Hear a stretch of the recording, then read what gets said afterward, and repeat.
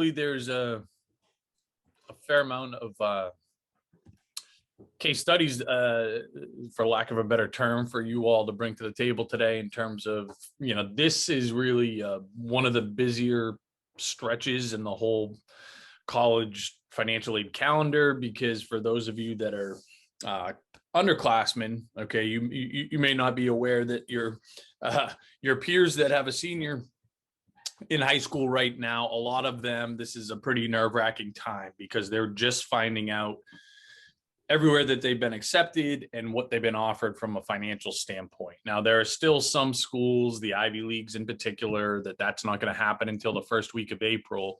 But we're really in the thick of a stretch where there's this kind of onslaught of results. And then we all have until May 1st to make a formal decision. We say formal decision means we got to put our deposits down. Okay, we're basically telling the college that we're going to be attending, we're coming to your school. Usually deposits are around $500, and it ranges from like 300 to 800. But you're telling the college that's where we're going next fall. So it's not too much time to find out what these schools are actually going to cost you. Hopefully appeal and negotiate for more, and then finally, make a commitment. So this can be a pretty hectic time of year. So I kind of got right into it there. Let me backtrack for just 1 second. I'm Matt Carpenter. I know there's going to be a lot of new faces this week, where we get some new folks in the membership and on our platform. Curious to see and hear whatever feedback you all might have.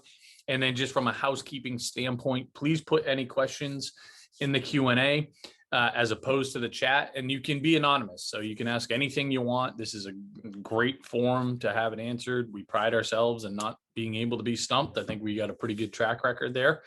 And if by some chance we are, we're going to go find the answer for you and bring it back.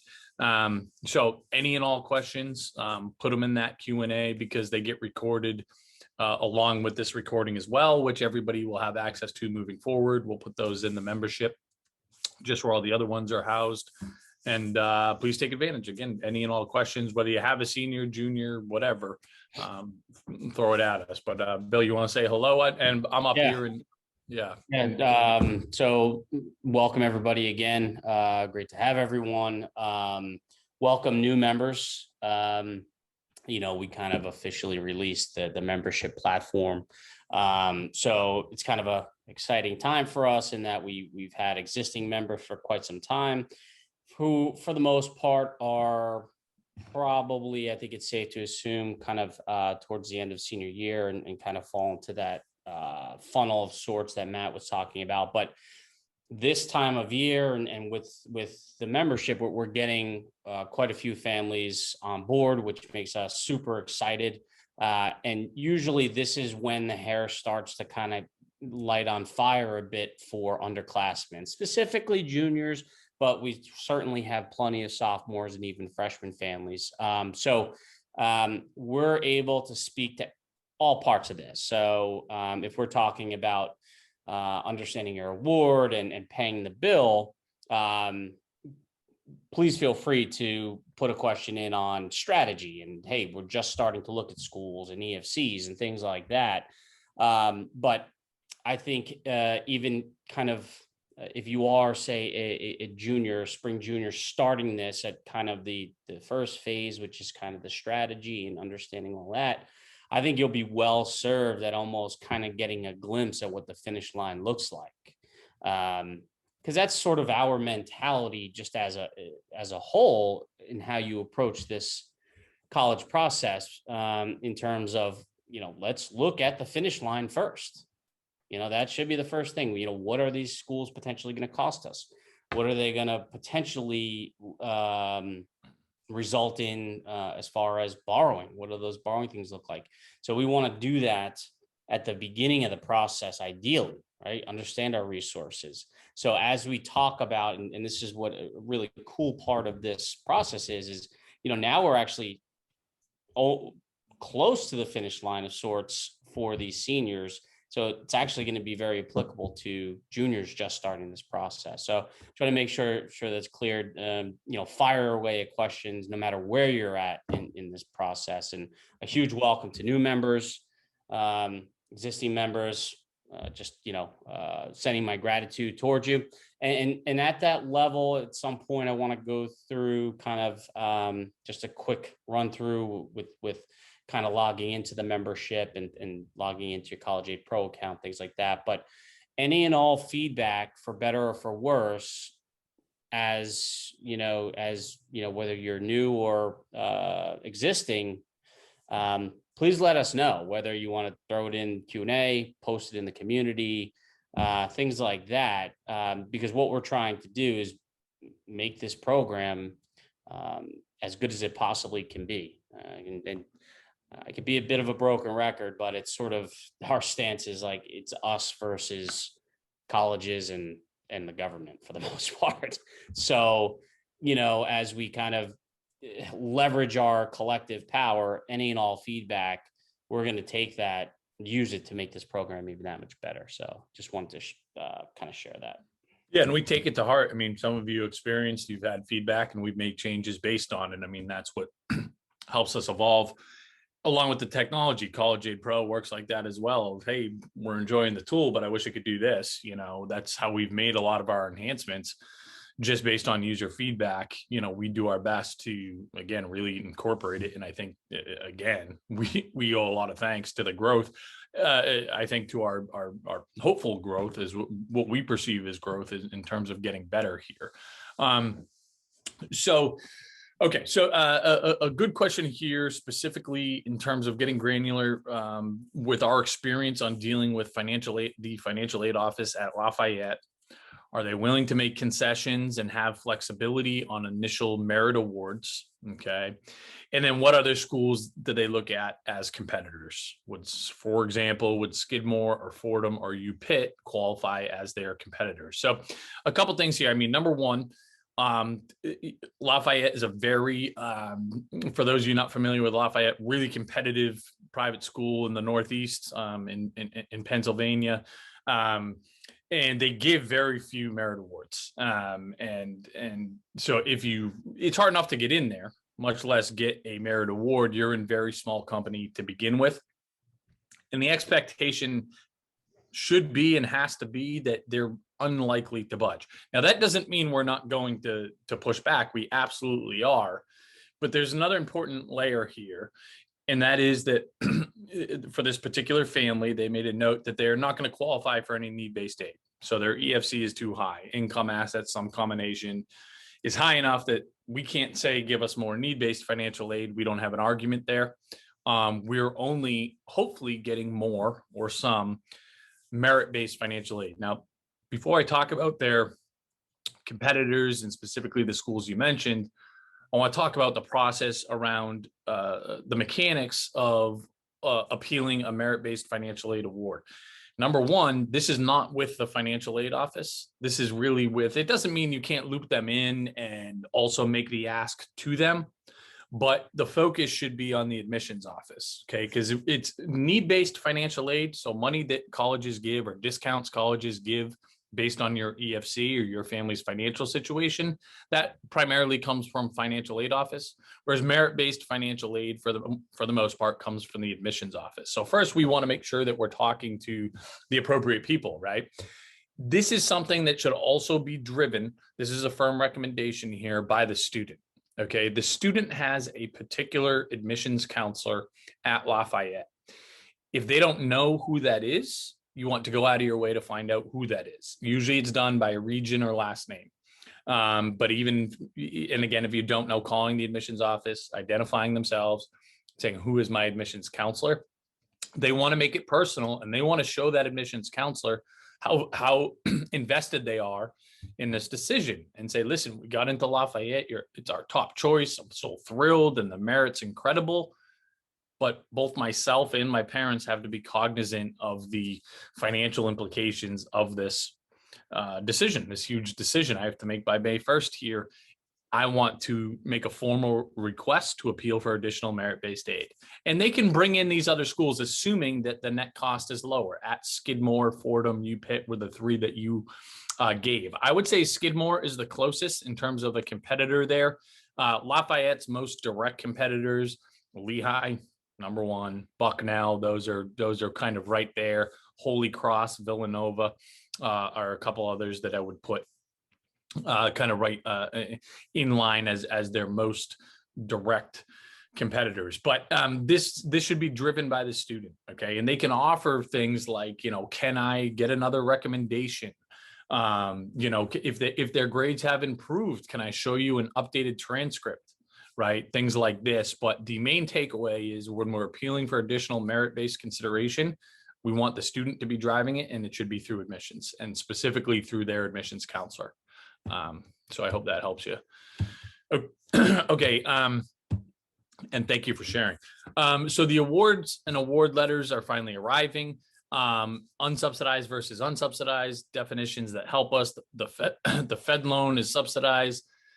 $5,500 a year for up to $27K for 4 years. So I think I can help unpack this. Okay. Everybody that completes a FAFSA is entitled to borrow, the student. Okay. The student is entitled to borrow up to $27,000 over the course of 4 years of college. It's $5,500 freshman year, $6,500 sophomore year, $7,500 junior and senior year. Okay. The subsidized versus unsubsidized, they make it the definitions. One more note on the fact that the students are the ones borrowing here. They also do not require a cosigner, and they do not require established credit. They're guaranteed to get this, and they are not going to get a bill until 6 months after they graduate from college. Okay. So it's a very, very good program. We recommend quite literally to every single one of our clients and to you all that you take advantage of it in some capacity for one of two reasons. If your son or daughter needs to borrow money for school, that's the best place to start. Okay. And we encourage families to have the students have skin in the game. We are pro student loan. We are anti big student loan, right? Or too much student loan. And we have metrics to help define that. And we'll really dig into that in the coming weeks and months as we get into the best way to pay and borrow for this bill that's coming, that's going to arrive or be due in August. To that point, Matt, which, sorry to interrupt you, but just as a high level, and it's be good for the underclassmen to consider kind of one metric or barometer we use around what's financially responsible in terms of undergraduate borrowing.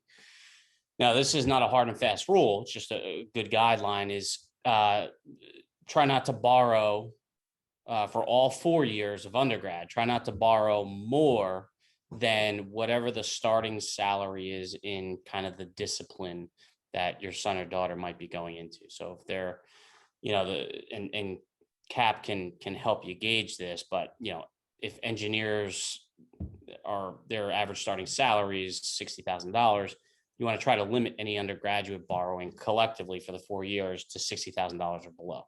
That's not to say that you can make those exceptions and borrow more than that, but that's usually when we would kind of throw the caution sign up and say, you're borrowing more than the starting salary.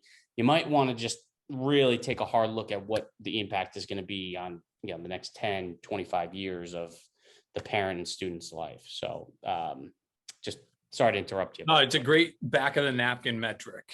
Right. And so to that point, our starting salary is going to be a little bit higher for an engineer. But if you want to be an elementary school teacher, your average starting salary is closer to 45, right, on average. So that particular student wouldn't want to borrow more than a total of $45,000 over the course of 4 years of undergraduate school, right? And the reason why that number didn't get pulled from this metric didn't get pulled from midair, when you do the math, which we have, the take-home salary for any given amount, right, versus the monthly loan repayment. Once you get above those thresholds, if our average starting salary is 60 and we borrow 70 as the student, what we take home making $60,000 a year versus what our first payment is going to be on a $70,000 loan, it's not in the sweet spot. It's a situation that we would like to avoid.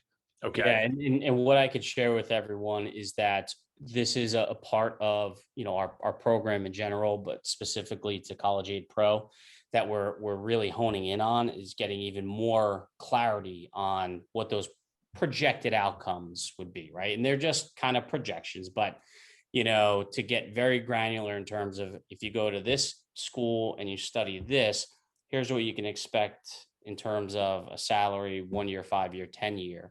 Because there's certainly going to, averages are fine as kind of a global average, which we're using now. I still think it is a good barometer, but to get more granular, to say, if you went to this school and studied business, here's what your projected starting salary would be versus, this school, which maybe it's a couple of tiers below, studying business, is going to have a different starting salary. So just as a somewhat of a teaser, this is a big, and again, it goes along with that mindset of starting at the finish line.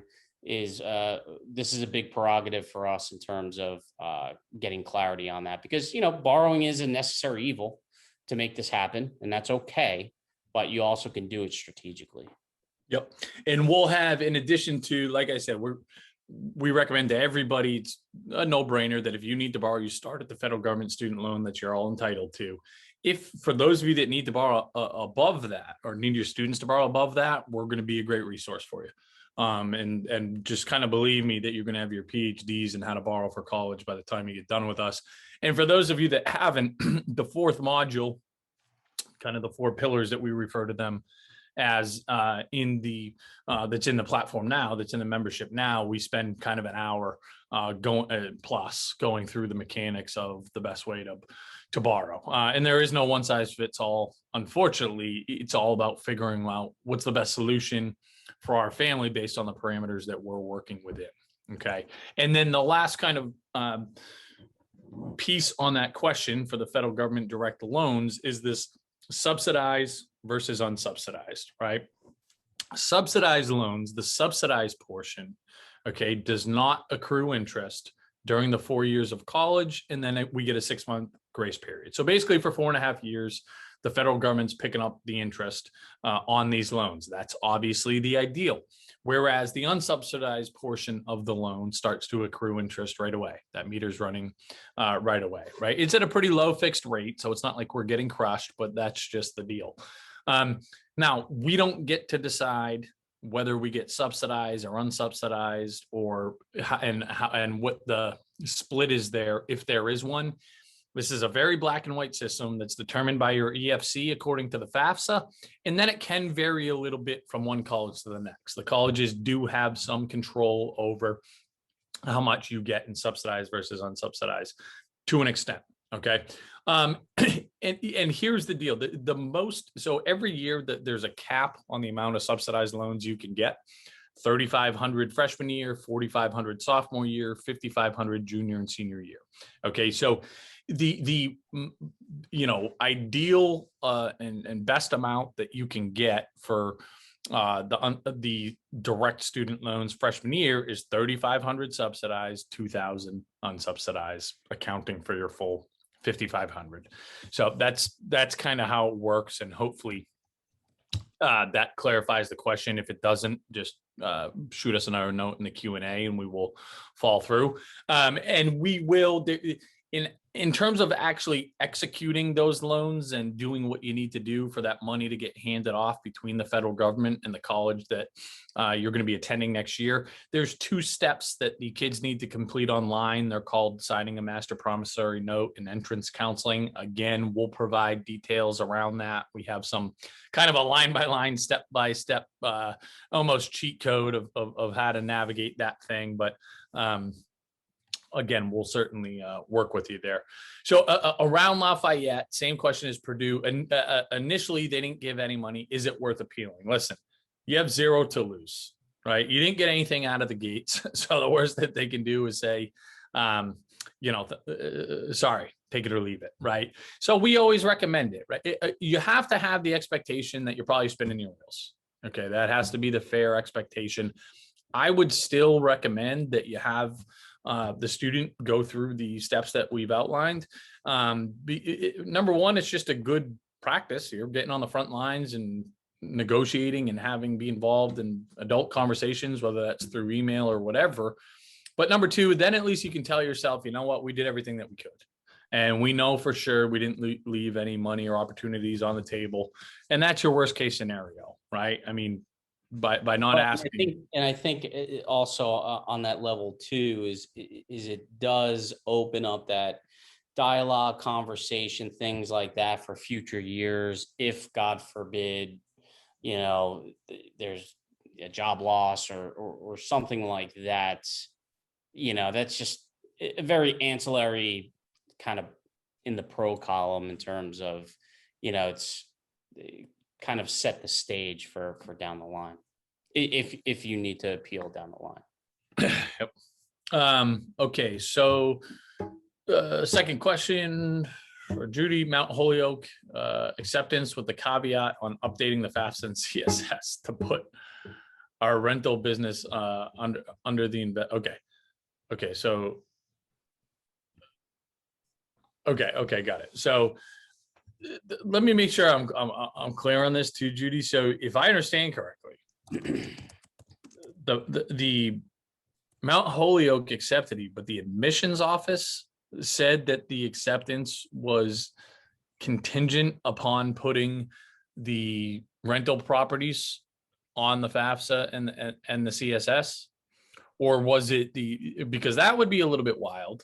What is common is that the financial aid office says you're accepted, but we can't give you a financial aid offer until we have you update the FAFSA the way that we see fit. In this case, adding your rental properties, the details around the rental properties that you have.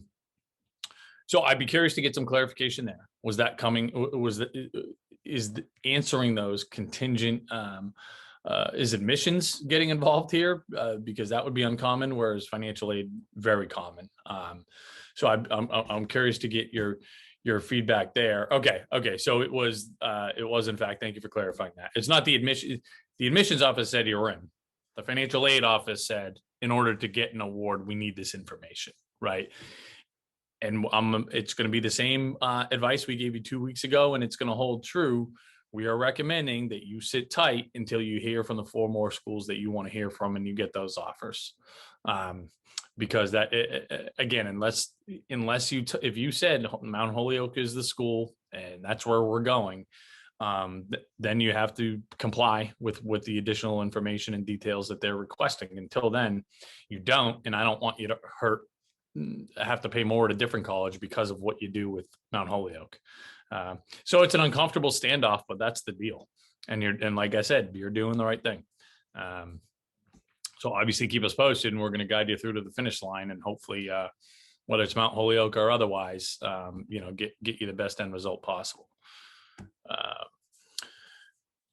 Okay, let me skip one here, and then I'll come back to that. So how about if we get the federal student loans, the amount of the $27,000 for the 4 years, then pay that off after the 4 years with the 529 monies.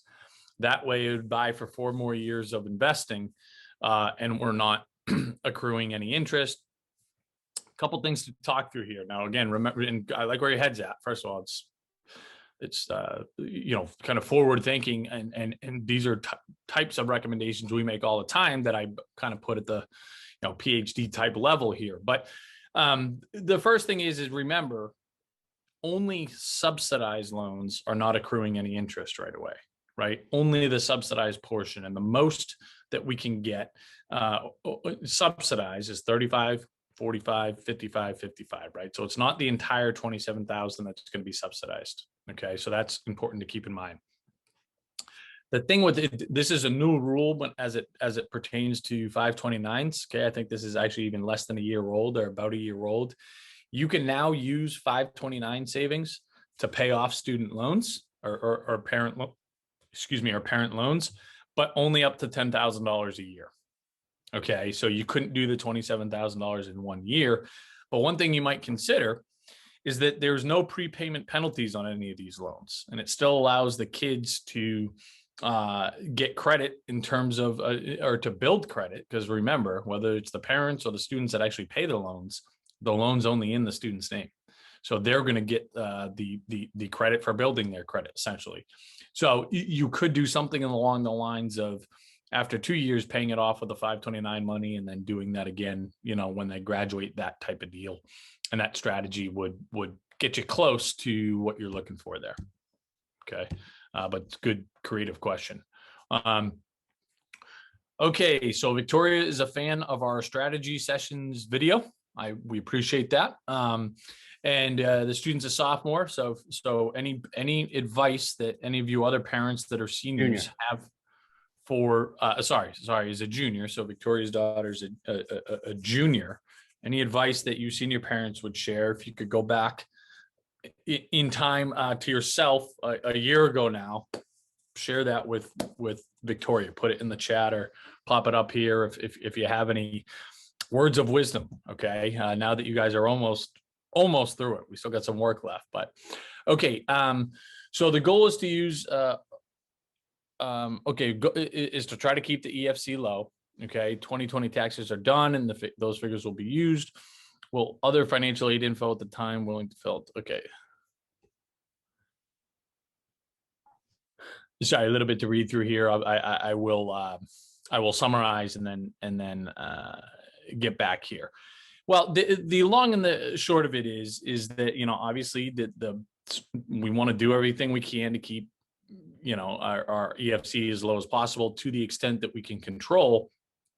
One way of doing that is to not have any money or as little money as possible in the student's name, right? Because these colleges just put more emphasis in any savings or investments in the student's name.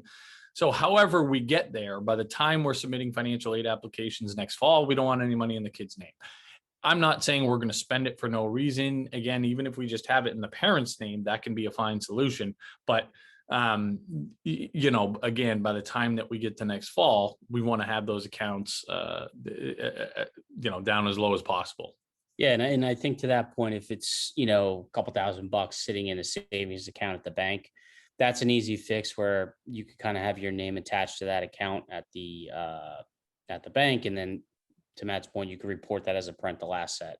So you don't have to go out saving that, and parent assets are valued at a much lower percentage. So probably something that wouldn't move the needle.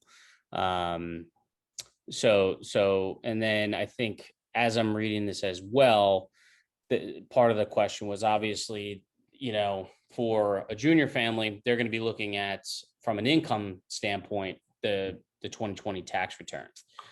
But when it comes to looking at assets, that's in real time. When you go to fill out the financial aid forms, FAFSA CSS profile, come October or November, whenever, the assets and home equities to be reported in real time. So that's kind of the disconnect there, and just to get clear on that. And as far as assets go, certainly, retirement accounts, anything that's qualified is left off the radar. We're not shedding any light on that.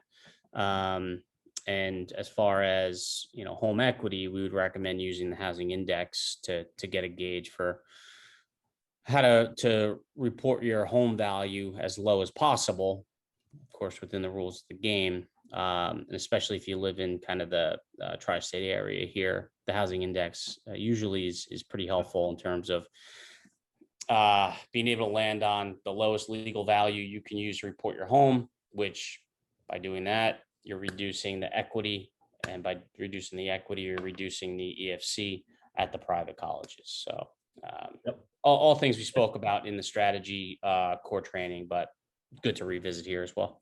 Yeah, and thanks for the compliment here from whoever anonymous is, who said we were very helpful as always. And to that, for anybody that thinks that we're providing some value here, and I know some folks are brand new, but I just put our the link to our membership where anybody can join, in the chat here. And we'll probably do that. We'll probably promote ourselves every other week here, but it's because we believe in what we're doing. We try our best to provide as much value as possible. So if anybody that's going through this process that you think might benefit, we'd encourage and be super grateful if you're willing to share that link out.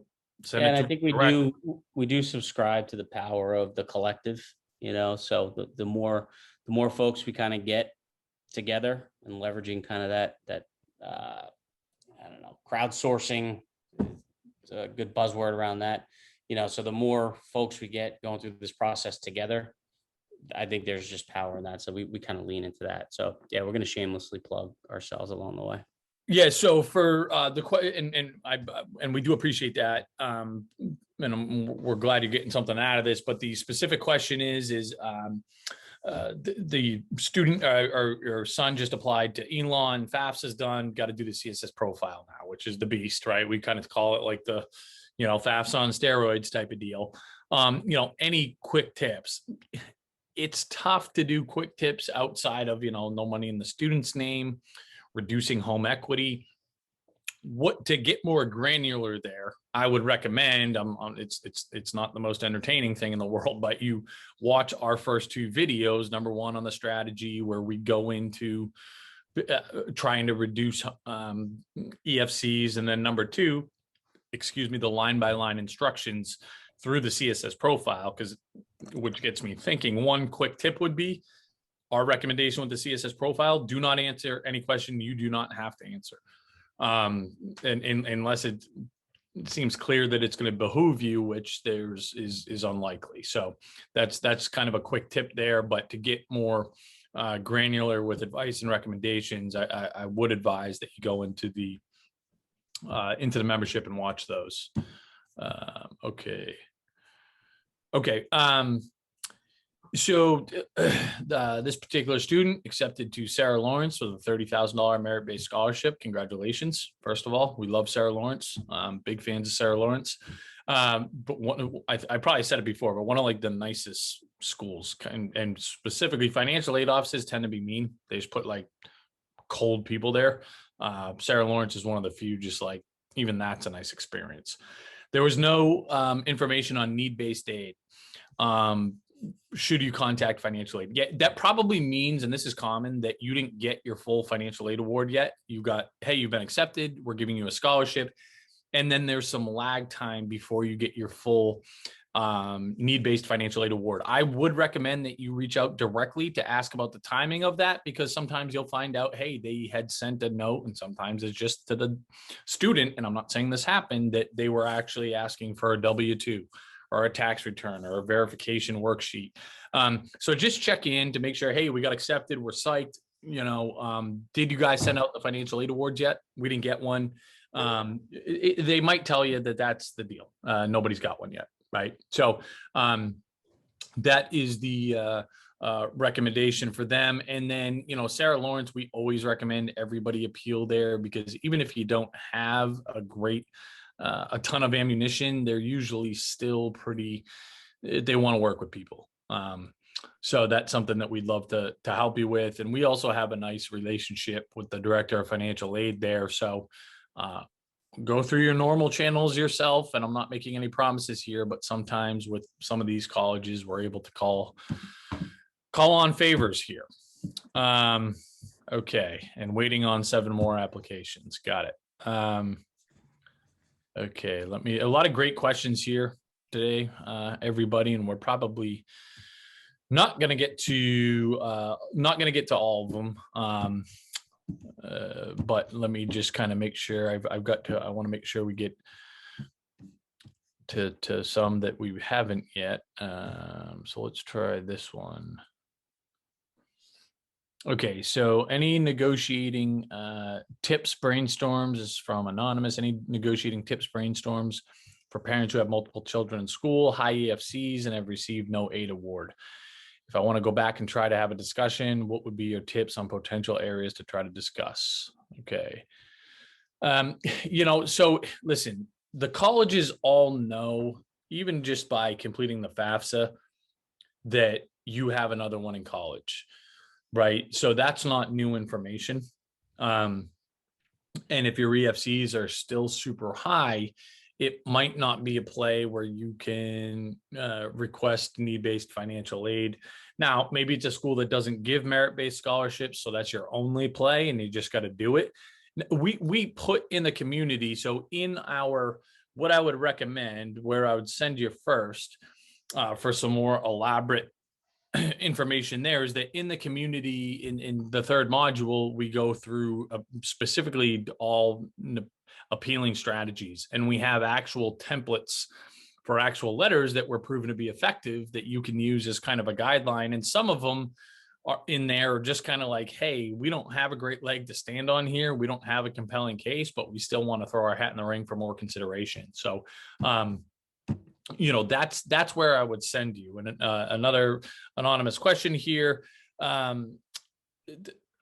Okay, so do you go over financial aid appeal steps at the beginning of call, or are they posted? Daughter was given money from TCU based on merit scholarship, but we need about $10,000 more to make it happen. What steps? So kind of a similar deal where I would send you to in the community where we walk through really, we get super focused on exactly every step of that process now. And we had I think I know for a fact in the membership, in the community forum, we posted a link to our webinar that we did last week all around this, how to appeal for more money every step of the way, whether it's need-based, merit-based, how does it work? The super cliff notes version of that is that every college is different. So you need to contact TCU directly to say that we want to put in a formal appeal for additional need-based and or merit-based consideration. What steps do we need to follow? Because again, some colleges are super structured and you need to fill out these forms and you need to bring this information to the table before we can even consider the appeal. And some schools are very blasé and it's just, hey, send us an email, we'll take a look and whatever. So the first thing you need to do is see what the process is at TCU and then follow through. And then you can revisit again that particular module within the membership, where we're really focusing on the logistics and strategy of how to appeal for more aid. Okay. Okay. Yeah, and Judy, thank you. Judy had a tip for one of the parents that just got a junior right now, and her recommendation was start looking early for colleges that are going to give you merit-based scholarships, right? Early as possible, to know ahead of time that these colleges are very likely to give me a nice discount based on the application we're going to send. And the best place to do that, is within our CAP tool, right? Within your College Aid Pro tool that you have access to, and you can filter just by merit-based scholarships. You can just say, hey, show me the colleges within 300 miles of my zip code where my student is likely to get merit-based scholarships, and it'll just spit up and it'll tell you how much and what particular colleges fall into those parameters, and it's pretty stinking accurate. So you guys got a powerful tool at your hands here. Okay, and thank you, Judy, for providing some advice. Yeah, so do we have an update on the proposal that EFCs are not going to be reduced for multiple children in college simultaneously? Let me bring this up again here, because I want to, this is again a place where you all can really help us along with yourselves. And when I say us, I mean us collectively, as in you all, our community, our obviously, or I hope this is obvious, Bill and I's passion lies with trying to make college more affordable for families and take this friggin' rigged system that it is and make it right. I mean, that's what we've done our entire careers, and that's what I will continue to do my entire career. So I just put a link into the chat section that is for a petition that I started, that's in an attempt to stop the rule that is set to go in place starting this January 1st, 2022, among other rules. Okay, there are some other rules that I really need to prevent from happening as well, but I'm trying to make some noise. We're trying to make some noise with this one message, and then if and when we get an audience with some decision makers, we can say, in addition to this, these changes can't happen too. And the one that the petition talks to specifically, and again, number one, please sign it, and then number two, please share it. Bill and I are putting our money where our mouths are here. We are actually starting paying for a PR campaign for this petition. specifically. So we're not going to we're going to lose money on that. But it's so ridiculous that it just can't happen. And we know too many people that are going to get screwed by this. But the long and the short is that right now, if you have two children in college at the same time, whether they're twins or whether one's a senior and one's a sophomore, the formula accounts for that. Right. And to make the math simple, if your EFC, if what the Department of Education says you can afford is $20,000 a year, when you have two in school, they say, well, your family can only afford $20,000 a year for college, but we'll divide it evenly, 10,000 for one student, 10,000 for the other, while you have the two kids in school at once. This new rule is getting rid of that. So instead of saying that you can afford 20,000 as a family, they're not dividing it evenly. They're actually saying, well, since you have two kids in school, they can each have to pay a minimum of $20,000. So you're going to have to pay a minimum of $40,000 a year for college. So it's absolutely asinine, to put it nicely. Don't even get me going. But so it's ridiculous, and we're really going to do something about it, or at least we're going to try like hell to.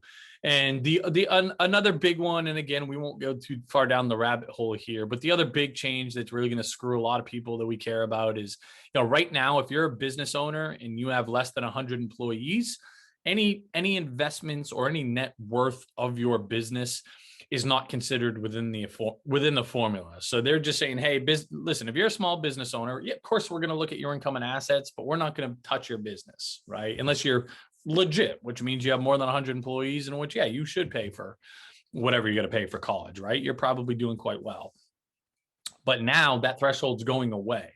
So now a sole proprietor, in addition to their just normal income that they take home and whatever type of savings they might have, now they're going to count that business as, fair game, so to speak. So I'm just thinking about all these business owners that we work with. They're going to be severely negatively impacted on it. So there is no update in terms of any changes. As of now, those things are happening. We're doing everything we possibly can to prevent it from happening. We're calling on your help. Please go to that link. Please sign it. Please share it. The only way this is going to happen is if we get some type of viral response. Because one of my big things is that, I'm not coming down on Congress or the Department of Education. My belief is that there's just nobody in the room. Like I said, we have a very extensive network of financial aid counselors that we work with very closely. By all accounts, it looks like there were no financial aid counselors in the room either for these decisions. So I want to know who are making these decisions, and did they understand the negative repercussions that is going to come as a result of this for so many families that can't afford it. You're not just impacting the elite, not even close. So it's that's kind of my main call. And because if they understand the fallout that's going to happen, well, then we got a more serious problem. And there was malicious intent or something like that. So I think and hope that's not the case, but that's the deal. Okay. So sorry to go off on a tangent, but obviously that's kind of important to us. And again, calling on you for help here. And again, no update as of now. That thing is moving forward full steam ahead. So we're doing everything we can to stop it. Okay. Okay. If another anonymous question here, if husband lost, and just as a reminder to you all as well, as our hopefully community grows here, we won't be able to get to every question live during these office hours, right? And I want that to be the case. I want a super engaged community, and we'll do our best to cherry pick and do our best to moderate and hopefully make sure that we at least answer one question for each of you, but just throw them in the community, right? So in the community forum within the membership, one of us is in there every day. Okay. During the week, one of us is in there every day. So we're making a really firm commitment to get back within 24 hours to answer questions within there. That's our intention. And we're as a matter of fact, we're working kind of finalizing bringing somebody new on, and one of her main job descriptions will be to live in that community, and she's extremely well versed. You all are going to benefit from her as well. So okay, if the husband lost significant income for 2021 And we'll, and yes, in fact, 2021. And we are appealing for more money at a private school. What can we expect? What are the questions, requirements from financial aid? How do we approach this appeal? So with any appeal, especially that's really tangible, like this one. So, hey, we've had a significant decrease in income, right? 2020, which is 2019 and 20 tax returns may have looked one way, but for 2021, we're getting off to a slow start, and this is going to continue. They're going to need some type of documentation, right? So maybe is it COVID related, right? Did it, were they furloughed? Is there anything we can show there? Has the business just been crushed, and as a result, nobody's getting there's been a reduced salary, or they're self-employed and just this year it is not happening and we don't see it. You need to produce some documentation. So if you're self-employed, it's okay, give us a P&L to date, right? Or if you're employed and your W-2, show us year-to-date earnings, right? And how that will project out, and then lead them to the finish line. Say, hey, at this rate, we're going to be down, 80% in income this year. So we were 250 last year, and we're going to be at, 125 this year. I have no idea if those numbers correlate to 80%, but you know where I'm going there. The more specific, tangible tidbits you can give them, the better. I mean, the challenge is with 2021, obviously you don't have your tax returns, and they can make an argument, well, the second half of the year can turn around, things like this, but give them something that, we're in big trouble here, and here's a documentation to prove that. So I hope that's helpful. Okay.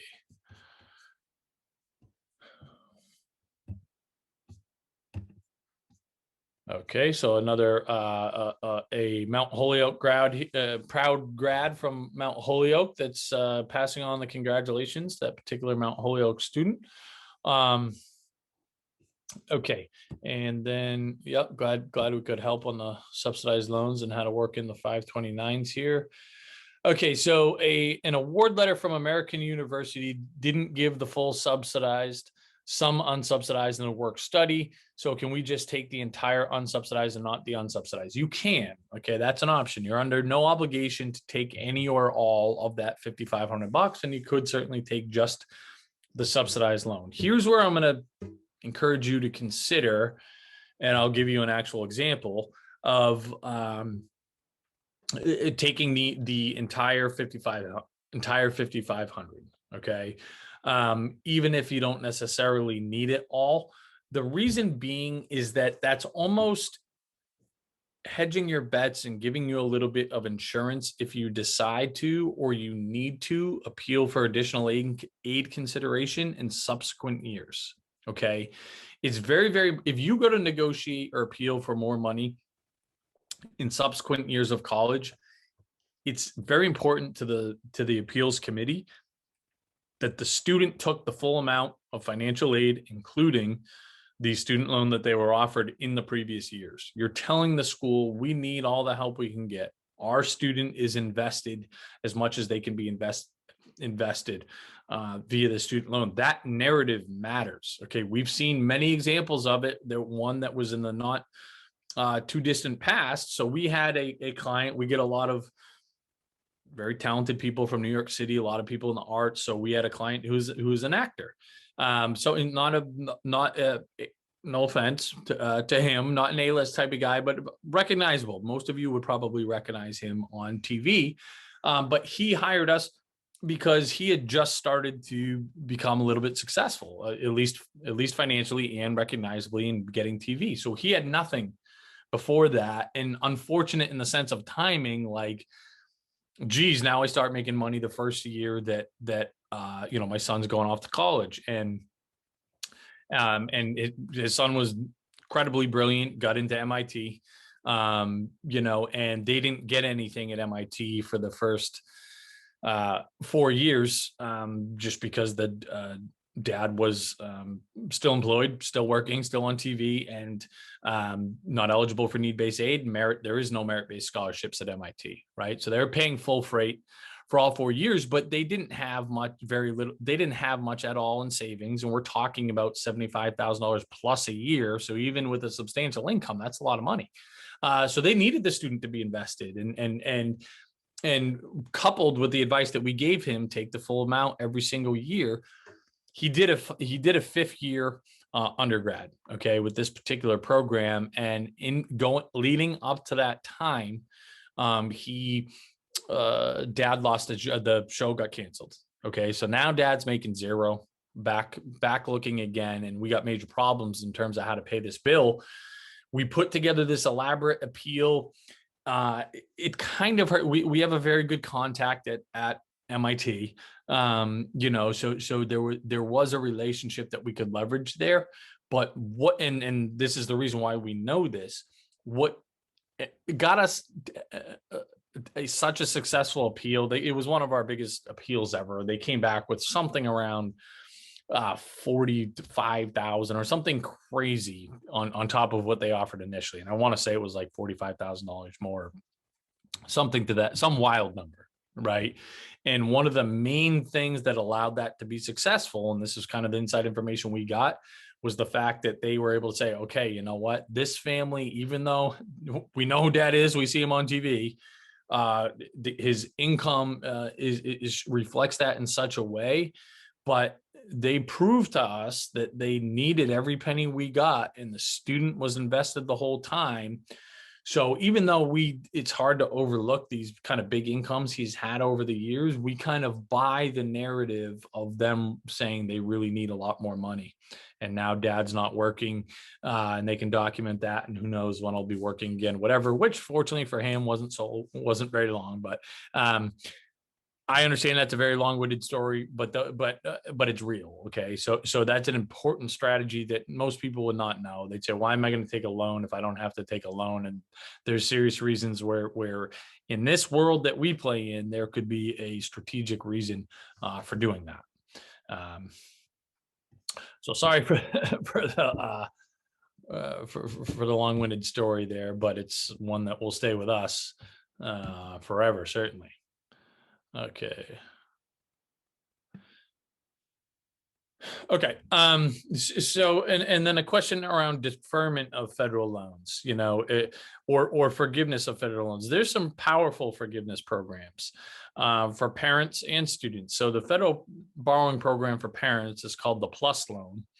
And as of today, things change, but as of today, they have a really good PLUS loan, and it's fairly encompassing if you work in any part of civil service. So if you are a nurse, if you're a teacher, if you're a fireman, if you're a police officer, you're eligible for the PLUS program or the PLUS loan forgiveness program. Now, there's certainly parameters around there, so you need to go do your homework. And again, within our membership, we have some collateral around this, but it can be a very smart way to borrow for families that are able to check one of those boxes. And for example, even if you work at an institution that is for higher learning, that could work. So for example, if you work at a college and you're an admin, or you're a custodian, or you're a in HR, even though you're not a teacher, you are under that umbrella that counts for this PLUS loan forgiveness program,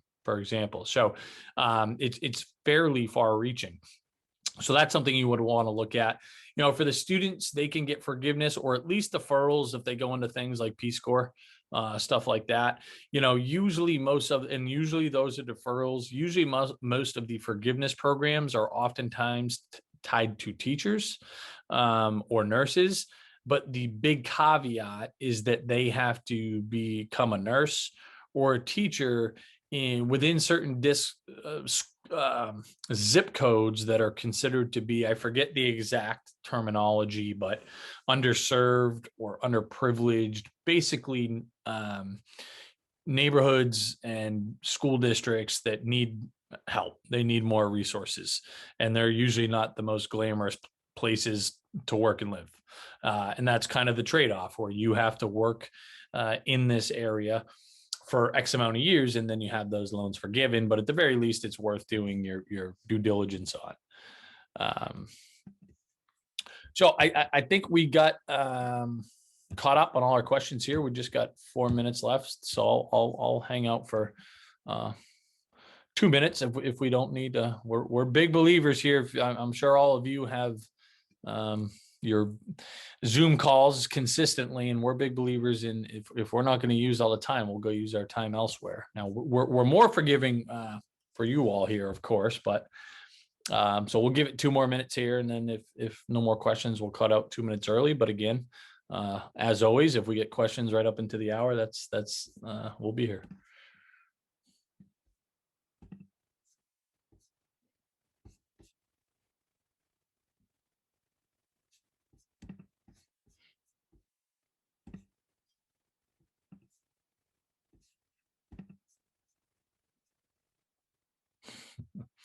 Victoria, I'm glad we're of use. Yes, we'll be very excited to see you in 2 weeks, and in the community in the meantime. And please do tell your friends. We appreciate that.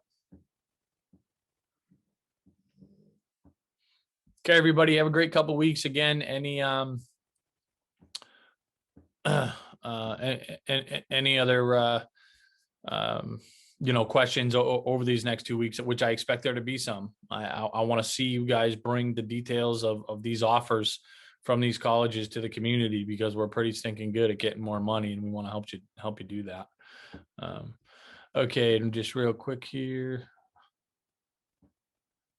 Yeah, no, the UCs have been unbelievably competitive this year, to your point, Andrea. So yeah, we are going to have to, we do update those statistics, get updated twice a year. So, certainly they will be updated as we get ready to head into next fall, because they have been, they've been a bear. I mean, in the state flagship schools in general have been uber competitive this year, because to no surprise to any of you, and maybe some of you were kind of practicing this yourself, but we got a fair amount of the population does not want to go too far from home, and there's plenty of bodies out there in California, no question.